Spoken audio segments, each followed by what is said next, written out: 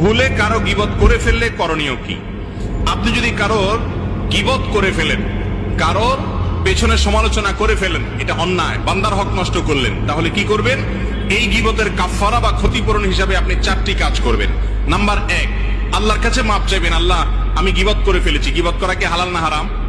একটু আগে আপনারা গীবত সম্পর্কে আলোচনা শুনছেন, ওয়াজ শুনেছেন। গীবত করা কিরকম হারাম?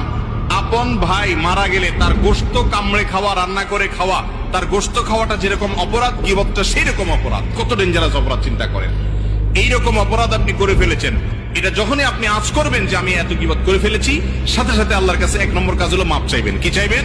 মাপ চাইবেন যে আল্লাহ আপনি আমাকে মাফ করে দেন। 1 নাম্বার 2, যে ব্যক্তির গীবত করেছেন, পরিচিত হলে, জানাশোনা হলে, যদি তার কাছে মাপ চাওয়ার সুযোগ থাকে, তাইলে যা বলবেন যে ভাই, তোমার গীবত করে ফেলছি, তুমি আমাকে মাফ করে দাও। আর যদি মাপ চাইতে গেলে বরং আরো ভেজাল বাড়ে, বলে যে কি সর্বনাশ, কি গীবত করছো আমার, বলো।